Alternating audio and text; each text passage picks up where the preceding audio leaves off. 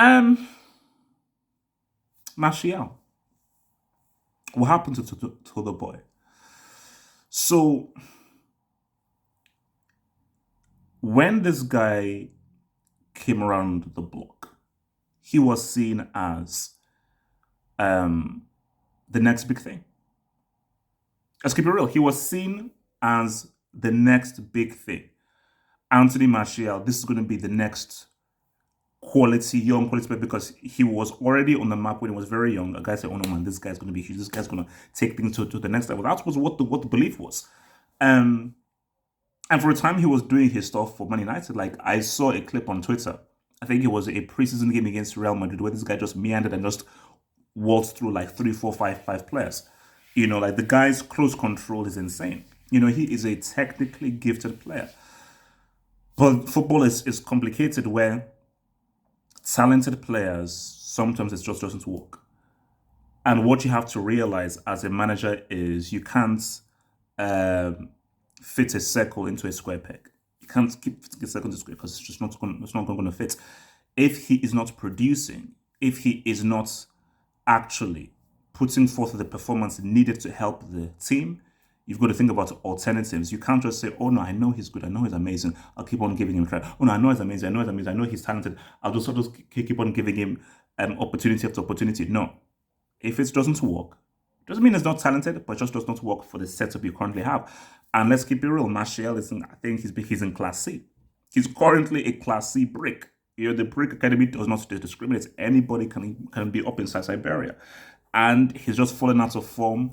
He's not been able to find his form. And it's one of those things of where, because they say that United they now want to rebuild. And Martial are one of those names to be offloaded. And I think, it's a weird one because if you're a United fan, you're like, how do you offload a guy who you know is amazing? Everybody knows how talented this dude is. So you say to yourself that, is this down to the coach and the manager? You're not getting the best out of him. And you need to do better as a coach because everybody knows how talented he is. How are you not able to make him produce when we know how talented he is? Or is it has nothing to do with the manager? Again, use the example of Balotelli. Yeah, you may have all that talent. Are you working on your game hard enough in training? Are you staying behind in training, doing extra work? Are you trying to adapt your game? Are you trying to tweak your game? Are you now trying to take different decisions when you're on the pitch? Because that is what footballers have to do. You always have to constantly evolve, constantly take a game to the next level. If this doesn't work, okay, I keep going left, let me go right. Okay, I keep going forward, let me go back. So you have to constantly evolve your game. So, and sometimes a coach can't tell you these things. Some things a coach can tell you, some things you need to now take it upon yourself as a player to help change and tweak your game. The Donny Van De Beek situation is one of the weirdest ones I've ever seen. I just want to know, maybe you guys can tell me in the comments, who bought this dude? Because I saw this dude for Ajax, and he was one of Ajax's key players that took them to the semis in that amazing Ajax team. How has he not been featured for Man United? Especially a United team where they needed goals. They needed somewhat of an attacking thrust. And then you had a midfield of Fred Flintstone and Scott McTominay. So it seemed that needed goals, needed a bit of a spark. You can't get a guy who showed how amazing he was as an attacking midfielder for Ajax. So I don't get that. So I don't get how Van de Beek is even on the chopping block now because I'm sure he's a good player. So his situation is different where he's not been given any chance whatsoever. He's just been given 5 minutes here, 10 minutes here, and everything. So that tells me that wasn't an Ole signing. That was just a signing from higher up because he's not even at least give me the opportunities to fail. Then like, aha, I have a large case study here of all these minutes. I flopped, boom. But he's not even had that.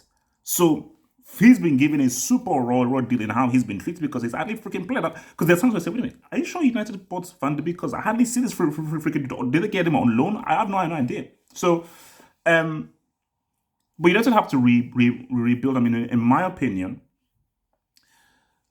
the Van de Beek thing is weird because I would still keep him, but that's down to Ole. The Martial thing,